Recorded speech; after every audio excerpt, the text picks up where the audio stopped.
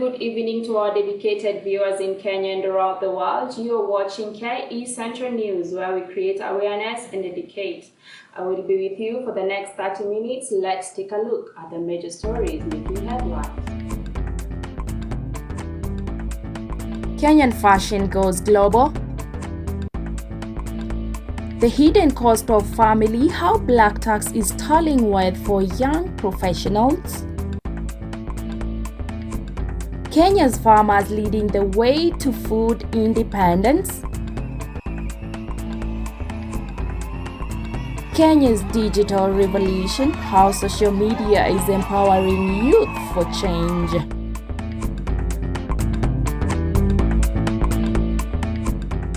Live from KE Central News, I am Nancy Wangeshi. From vibrant kitenge to bold Masai Shuka, Kenya fashion is making waves both at home and abroad. But this is more than just style, it's a movement. Designers are using traditional fabrics to not only create stunning, unique pieces, but also to celebrate our rich culture and support local communities. Ron Otieno has more. Here in the heart of Nairobi's fashion district, a new wave of creativity is bringing traditional Kenyan fabrics to a forefront of global fashion. Designers are combining vibrant kitenge prints, Masai shukas, and other indigenous materials with modern styles to create pieces that tell our story, the bold and the beautiful Kenya. But this isn't just about fashion, it's about impact. I spoke with Kolo, the fashion guru who runs a small workshop in CBD. He said by using locally sourced fabrics and employing artisans, they are helping to preserve traditional weaving techniques while creating jobs for young people. This is the essence of fashion with a purpose. These designs are now being showcased not just here in Kenya, but on international runways, proving that our heritage has a place on global stage. Reporting for KE Central, I'm Ron Otieno. Black tax, a term many young professionals in Kenya know all too well. While they work hard to build their future, a large portion of their income often goes to support their families. This culture expectation, although rooted in tradition, is putting immense financial strain to the younger generation, leaving them with little room to accumulate wealth or save for their own future. Okay, kwa majina naitwa Jenjeri. Okay, black tax kila mtu anaijua. Hawa wazazi bana wametunyanyasa kutoka chini mpaka saa hii hatuna kitu. You have to cater for them. Hata kama uko na kitu, kwanza ni wao first kuangalia. Kwa sababu pia wao kwenye wametoka pia hawana kitu. Okay, I'm Dixon Cadet. I am a gym instructor in Gilgil. Okay, I'm sharing back at home, so I get a bit, then I share it. Then we have landlord, we have bills to pay. So we are getting we are working a lot, but we are not making anything. As I say, I'm a breadwinner, so I cannot save even a penny. I have a lot of mouths to feed. Yeah, mi ni Gen Z, lakini as you can see, sahi nimeparara, sina anything. That's how it is. Yeah, to me, yeah, on my side, it's true. Kama ningepewa that nafasi ati nikose kwanza kumtumia mzazi wangu something, ama to eat, ama to do something else with the money, ningekuwa nimejijenga kidogo. Hata kama it's not that much, ningekuwa at least na something to hold on to. So unasema wazazi waache kufinyilia watoto wao wajitegemee, ama unasema aje kwa kifupi? Kwa kifupi wacha pia sisi tukue tu, sisi tukule kenye tumetafuta. Wazazi pia wakae kando kidogo watupatie hiyo nafasi.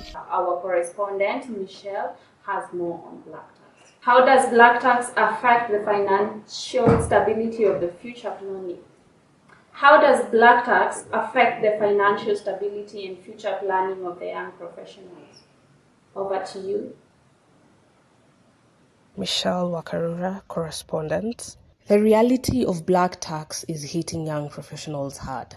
The practice sees a significant portion of their monthly earnings being sent back home to support their parents or extended family. For many, it's an obligation rooted in cultural values of family responsibility. but it's also creating a financial strain that is limiting their ability to invest, save, and build wealth. As many young people juggle their professional growth and family expectations, the long-term effect of black tax are raising concerns about how these economic pressures will shape their financial futures. Young professionals across various sectors, from healthcare to finance, are facing similar situations. Experts say this cultural practice, while noble, is hindering their ability to achieve financial independence, buy property, or plan for retirement. Thank you, Nancy. Back to you. What strategies can young people use to balance supporting their families and building their own wealth? Thank you, Nancy, for that question. Young people, they need to, yes, they can support their parents, they can support their families, but there is a limit. So this is what they can do.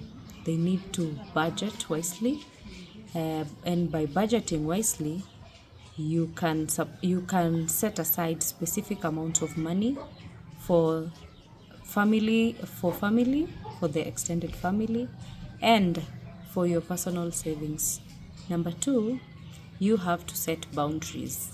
And by setting boundaries, I mean you need to have an open communication with your family members and those who are dependent to you. And this will help you not to overcommit.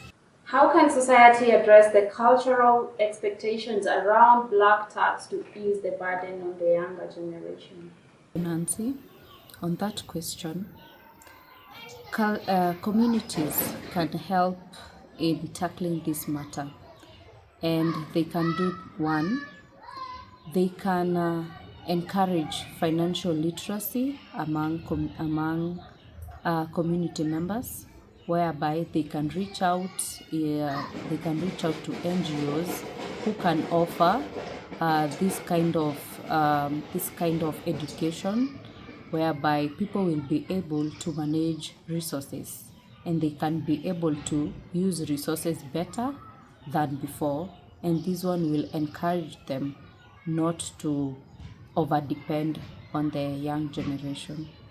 Another one is that they can encourage a strong social support system, whereby they can advocate for services, for programs, for government programs such as free public education and subsidized healthcare.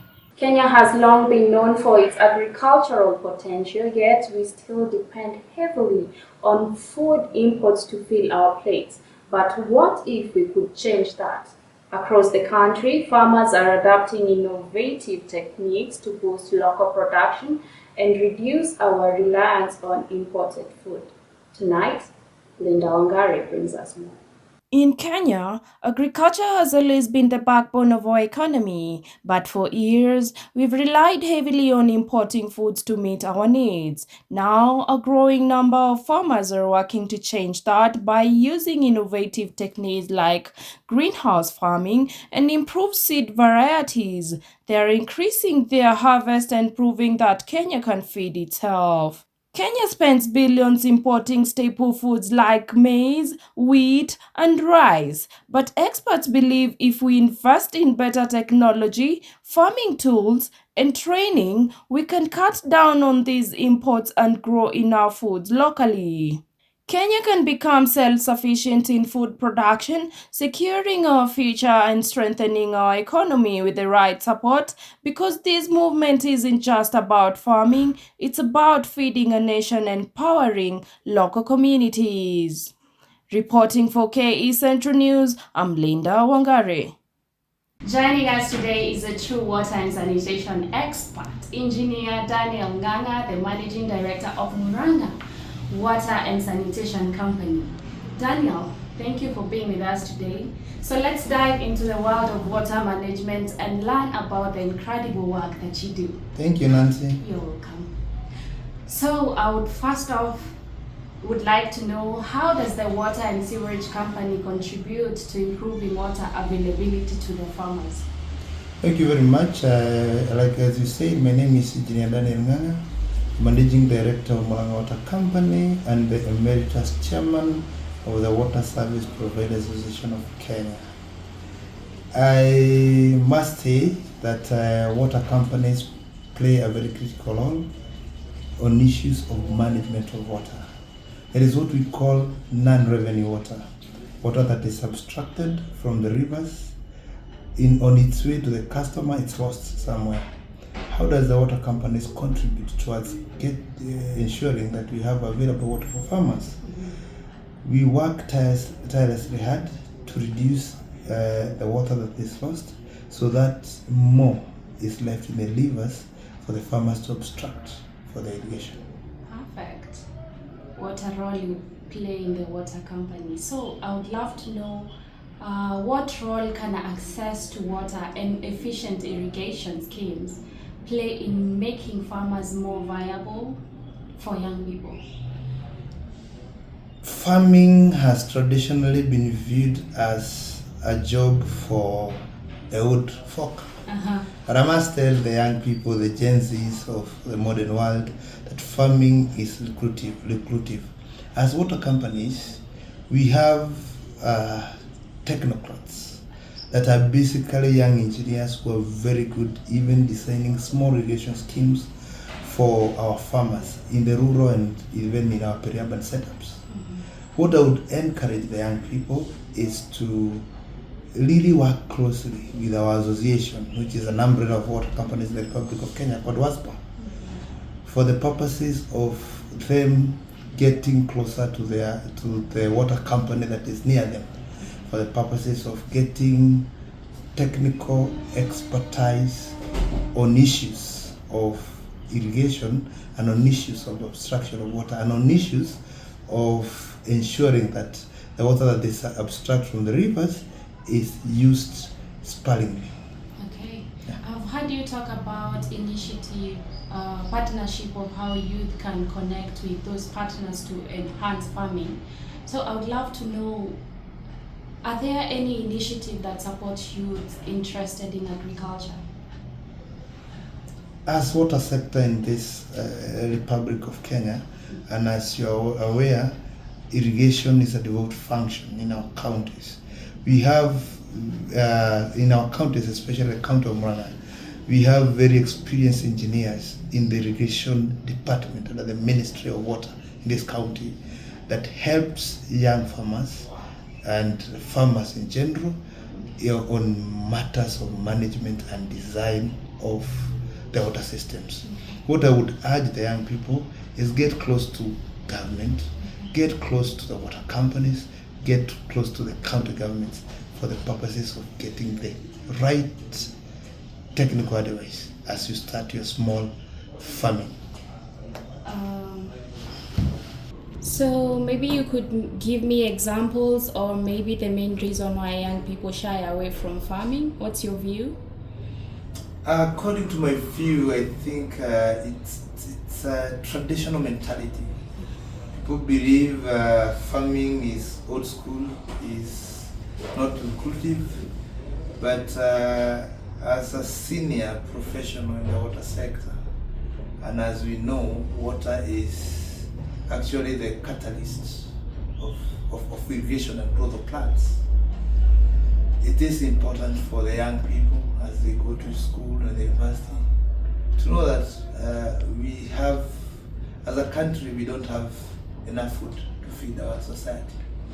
And therefore there is a big market niche for young people to explore farming. Awesome. So as an engineer, you are a certified engineer, right? Yes. As a profession or as a professional, what are some of the innovations that we can adapt as young people to address water shortage and improve irrigation system in farming? Let's get away from the traditional methods of irrigation. Let us tap smart technology on matters of reducing wastages of water, so that water that we use for irrigation is only the one that is required by the plant. Is your company doing that? We need to use methods like drip irrigation to ensure that we only use minimum water for irrigation. Water and sanitation companies are basically for management of domestic water. According to the law in the Republic of Kenya, irrigation is a separate wing. We don't deal with irrigation. However, what are we doing as a water company? I talked of water and sanitation. We have a sewage treatment plants. Here in Moranga, we have a sewage treatment plant called Kari. When we do the sludging, there is what we call sludge. Sludge is manure. Manure that we dry in our drying beds and give our farmers at a very subsidized cost for the purposes of using it as manure. Communities around here value the sludge that we get from our treatment works, and they save a lot instead of buying the manufactured fertilizer for the purpose of farming.